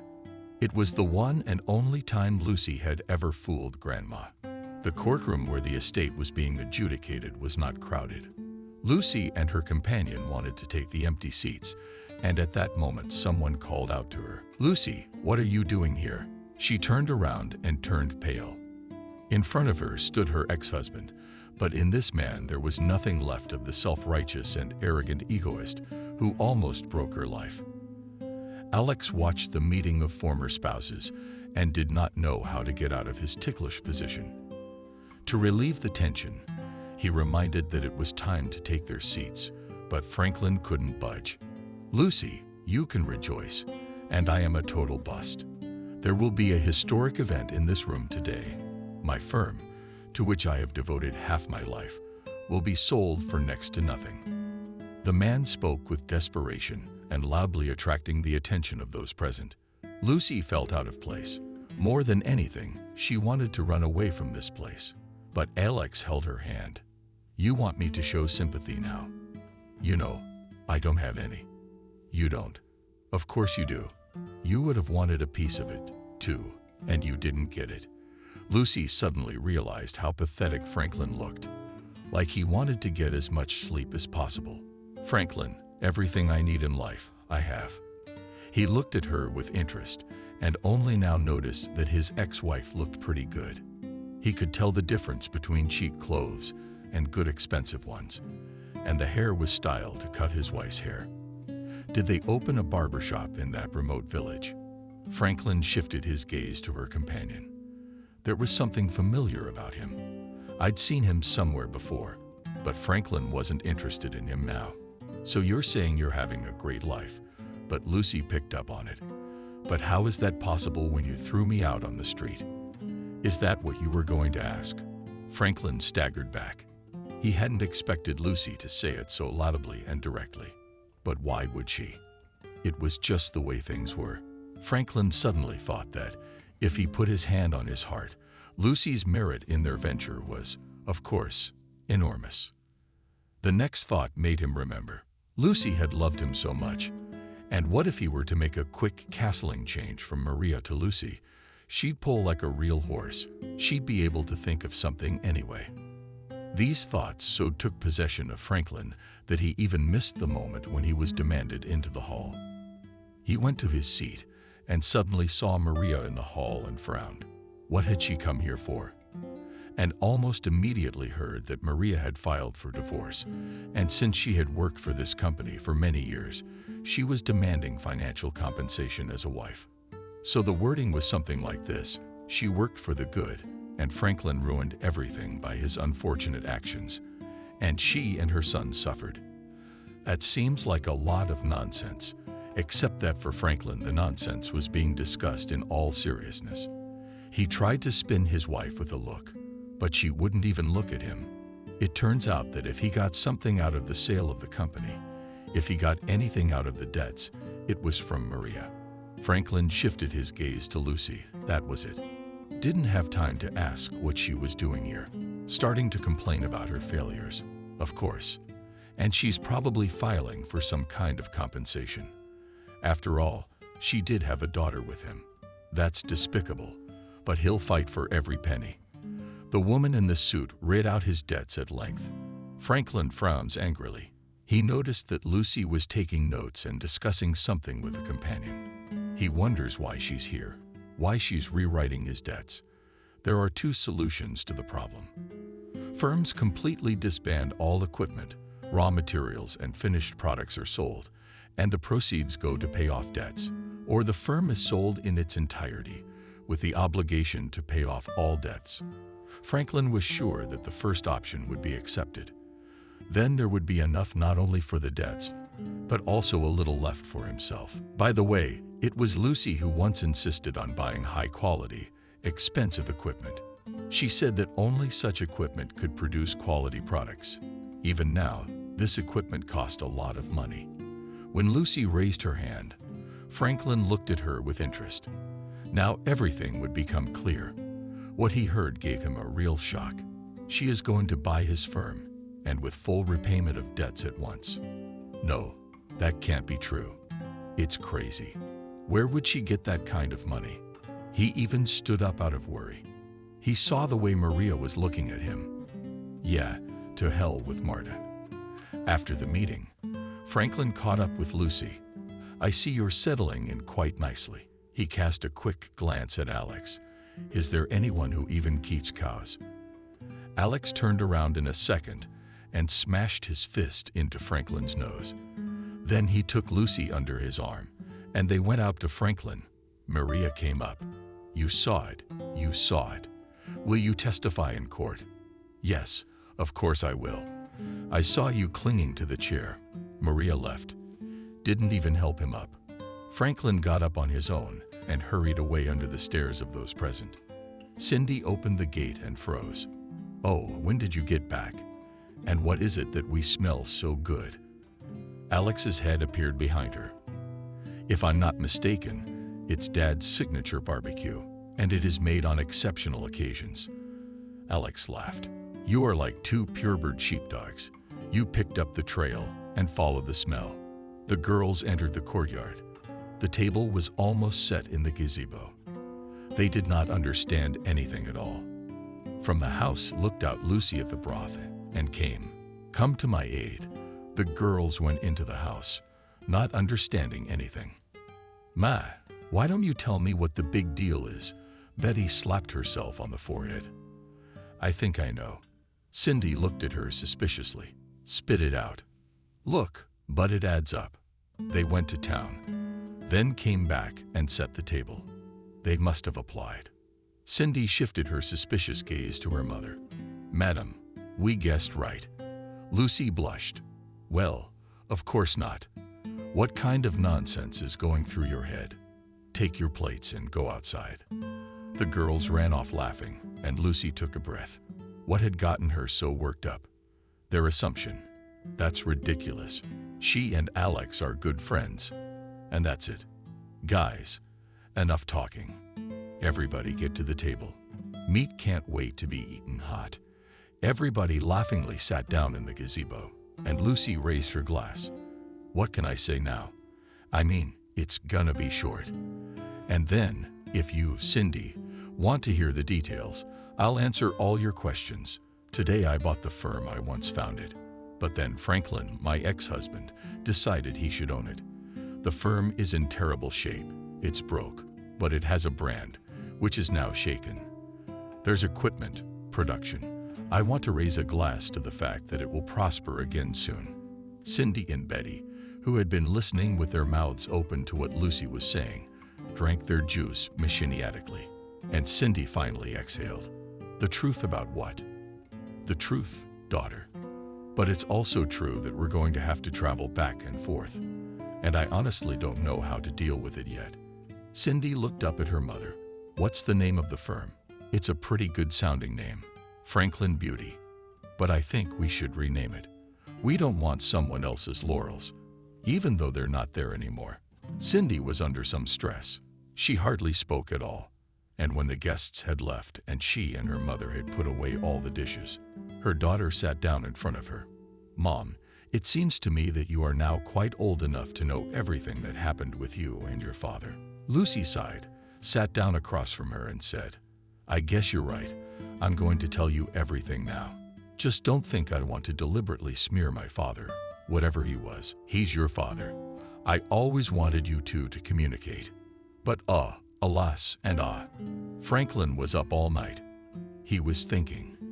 His brain had always been an adventurous one, and now it was going to take a lot of twisting to get it right. In the evening, he made inquiries about his ex-wife and scolded himself for not having done it earlier. It turns out that while he thought that his wife was a milkmaid, so as not to starve to death, Lucy was doing very well. Not just not bad, you could say it was great. He didn't make a big deal about it, but he was told she had a lot of momentum. Now, of course, it's gonna be very hard to get out of it, because she'll think he's after her money. But there is one very good idea. It's Cindy's idea. He could melt a daughter's heart, that's for sure. And clearly the girl was missing him. And Lucy had never been the type to turn a child against him. So Cindy was the place to start. I wish I could remember how old she is. Better yet, find out what she's into. All right, then. Where the hell have we been? He'll think of something, won't he? As morning came, Franklin left the house. Cindy woke up and stretched sweetly. How good was that? They had such a talk with Mom yesterday. Cindy realized that Lucy really didn't mean to denigrate her father, but that's how her daddy turned out to be. Honestly, she wanted to look at him, to talk to him. I wondered if he felt anything for her as a daughter or not. Somehow Cindy felt like he didn't. But to be sure, to put a final end to this tale, she wanted to. Cindy, but are you asleep? Are you still awake? Betty's head came through the window. I'm asleep. What's wrong? No, come on. I'm going fishing with the bonefish today. You were dying to go.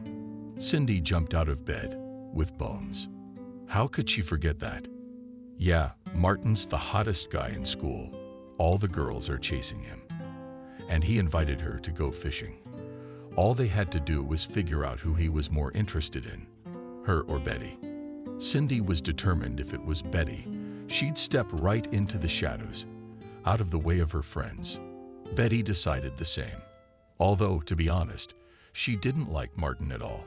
He was too handsome, as if he wasn't real. And he invited her to go fishing as if he was doing a favor for a happy little girl. So Betty agreed. 10 minutes later, they were at the river.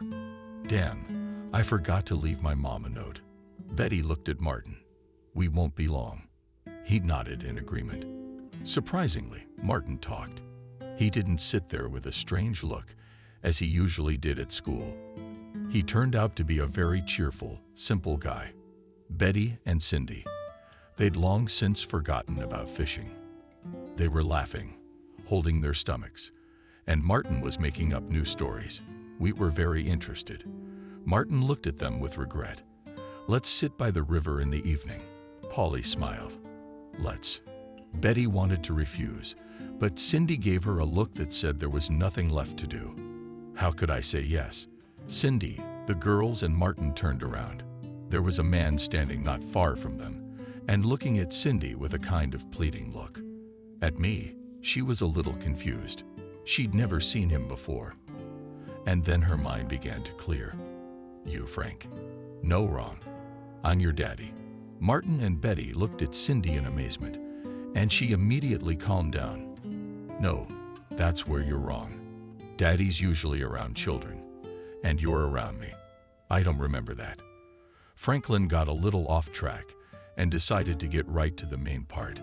Cindy will definitely talk about everything. Your mom must have given you the wrong information. I just couldn't be around for reasons beyond my control. Look what I brought you. Franklin walked quickly to the car and pulled out a laptop computer. The money was a pity, of course, but he needed to impress Cindy. He realized perfectly well that a country girl, albeit a wealthy one, couldn't have such a thing. In fact, to be honest, he had expected to see a very rustic kitchen. But in front of him stood a quite fashionable, beautiful girl. Thank you very much. But I have a laptop much more powerful than this. Franklin shrieked with the teeth of a grave. You could have kept your mouth shut. Cindy was silent. Franklin was silent. Looks like this isn't going to be as easy as he thought.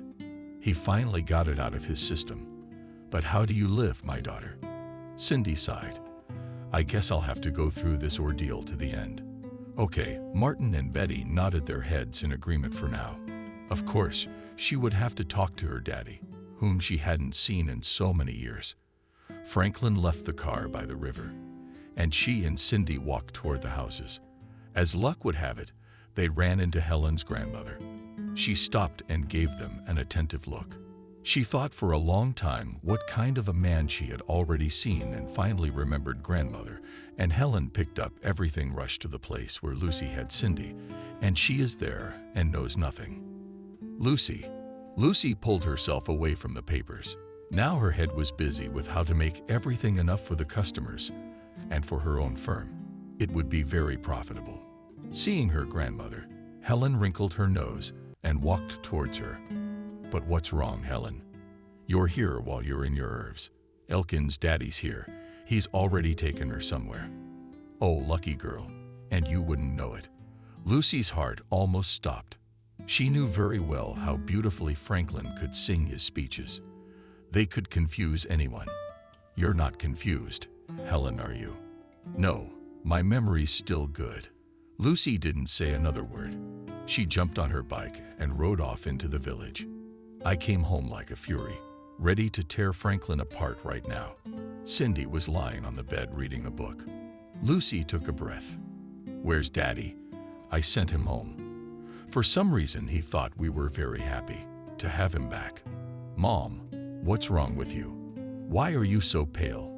Lucy waved her hand and suddenly cried. Cindy immediately jumped up and hugged her. What did you think? Did you think I'd take it? No, Mommy, you're the best. And remember, it wasn't just you he chased away, it was me too. Lucy was standing in the middle of the hall. Next to her was Cindy. Here's my daughter. I used to design everything here. Cindy looked at it with delight. When I learn, I'll come and work for you. Will you take me? Lucy laughed. Well, of course, the firm was empty now. All employees were sent on vacation for an unknown amount of time. Do you want me to give you a job now? Of course I do. What kind of job? We'll find all the employees' cell phones, and you'll call them, invite them to a meeting. Like tomorrow, 3:00 p.m. Cindy even clapped his hands. Oh, that's great. Like your real assistant. Exactly from behind, slapped like that. Lucy turned around sharply. Two people came through the door and stopped. It was Maria, her son Kevin. Hello. I was walking by. I see the door open. I realized you were here. Maria looked tired. Actually, she was. She'd been looking for work for 2 weeks without success. No one wanted to take in a wife, even an ex-wife. A man who'd screwed up his own big firm. Excuse me, Lucy, I know this is probably a silly thing to say, But would your firm have a job for me? You see, basically, it's just like you said it would be. Lucy, who a moment ago had been ready to throw the woman out, sighed. Oh, what fools we all are. Cindy walked over to him. Hi. He looked at her with clear eyes. Hi. So it turns out you're my brother. He nodded. It's working. Why are you standing there like you're not my own? Let's give each other a hug. At that moment, Lucy held back her tears with great difficulty. No matter how willful, she's real. And she has a heart too. 3 months have passed. Well, my dears, we have signed very large, lucrative contracts. Or rather, there are several, but the work will go in the same direction. We can be congratulated for the new year. In addition to the salary, I promise to give a good bonus. People in the hall murmured approvingly. Many people returned to work. All those who once knew Lucy without a second thought. Those who were younger after the interview with her were those who had already found another job. But those two were slowly pulling up. Maria sat next to her. They had once worked at the same place, and now Maria was helping her a lot. It had been so many years. The market has changed a lot. Today we can celebrate a real victory. The thaw, Lucy could safely say they'd gone up. Cindy was often at her work too, often staying up late with her, absorbing and studying everything her mother did. So today at the meeting, she sat in the front row. They went outside and got in the car. Shall we go home? Cindy nodded in agreement. A little over a month ago, she and her mother had bought a very successful apartment. Mom, have you talked to Uncle Alex for a long time? Yes, a long time. Why doesn't he call? But Lucy will not tell her that almost every night grabbed the phone to dial him, and then put it off, afraid that she would violate his privacy. If he doesn't call himself, there's no reason to. Mom, that's not right. You know how Uncle Alex feels about you, don't you? Lucy looked at her daughter with a smile. How did she grow up? How? Well, Mom, you understand. Oh yeah. Lucy smiled sadly. You see, Cindy, if he had been interested in me, he would have at least called. Now, Mom, you're not acting right. Why? It's very simple. You don't need his help right now. You're doing fine. So he pulled away to get out of the way. Lucy suddenly hit the brakes. You think so? I'm sure. You think about it. Think about something. Lucy now realized that Alex was always there for her. When she needed his help, he'd drop everything and rush to her. And now that she's doing great, she hasn't even called him. She should call him. Cindy held up her mom's hand, which reached for the phone. No, I have a better idea. It's Uncle Alex's birthday today. She told me. But he'll be back from work in 2 hours. Of course, he's not going to celebrate his birthday. Lucy smiled at Cindy, and in someone so smart, call Betty. You and I are going to the mall. Cindy laughed. Now I recognize you. Otherwise, nothing makes you happy. Lucy smiled lately. It was true. Even the successes of the firm did not make her as happy as the upcoming meetings with Alex. Alex had parked the car. She should have at least bought a cake. Betty had obviously prepared some kind of gift. He looked at his watch, and it was a few blocks to the nearest supermarket, which was still working. Okay, his daughter was grown up and wouldn't take offense. He closed the car and moved toward the house, opened the house. Strange, so quiet and no daughter to greet him. He walked into the big room and turned on the light. The air flew streamers from the clapper. Alex even sat down from fright. And then he saw Lucy. You, and she came over. Why did you keep it a secret? That it's your birthday. He smiled confusedly. I didn't think you'd be interested. Well, I was wrong. I'm interested in everything to do with you. He looked at her incredulously. You are? Of course I am. How are you? They stood in the middle of the gamut the girls had set up, and it was as if they hadn't heard or seen anything, neither the noise nor the foil glitter falling on them. Lucy thought she missed her terribly, and Alex wondered why he hadn't confessed his feelings to her sooner. Why had he waited until she was the owner of a successful business? The evening went well. Cindy stayed the night at Ira's, and Alex volunteered to escort Lucy. Yeah, I'll take a cab to get there just fine. I'm not arguing with you. I'll walk you all the way to the door. They rode in the cab holding hands like schoolchildren. We didn't say a word the whole way. When they got to her door and Lucy opened it, they didn't agree on anything. Together, they went inside. Franklin only got the back of the car into the gate the third time. How angry was he? How did he hate the whole world? He's Franklin, supposed to be delivering equipment and accessories for the holidays. But that's all right. He'll be patient for a while. And then he's bound to come up with something profitable. Yes, he had money left. Not much, but enough to live on for now to avoid such a humiliating job. But he relied on his intuition and decided to play the stock market. Now he had no money for anything at all. And if he didn't go to work, there would be trouble waiting for him. These two souls he could not find in any way on offensive words for ex-wives. They filed for alimony all at once. He got an astronomical amount of money, and it was very unpleasant. Neither one would talk to him. And then he found out that Maria worked for Lucy, and he just had to accept it. He stopped the car and opened the door. Who's unloading? Franklin. He turned around in surprise. Lucy was unrecognizable. She had lost a little weight. Plus, she was wearing a very well-tailored suit. All in all, she looked amazing. Have you decided to open a holiday introduction business too? She smiled confusedly. No, it's my holiday.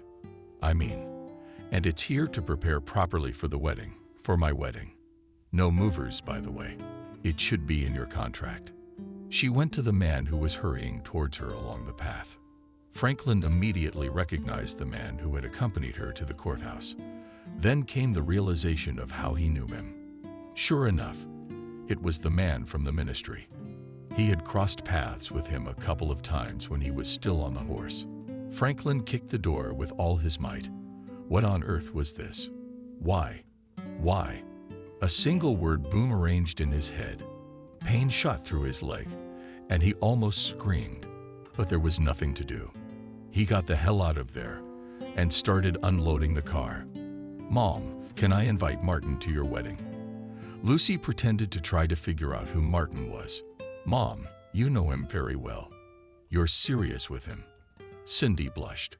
Mom, he's just my friend. Lucy smiled. It's nice to have a friend in your life, especially if he is a little bit like Uncle Alex.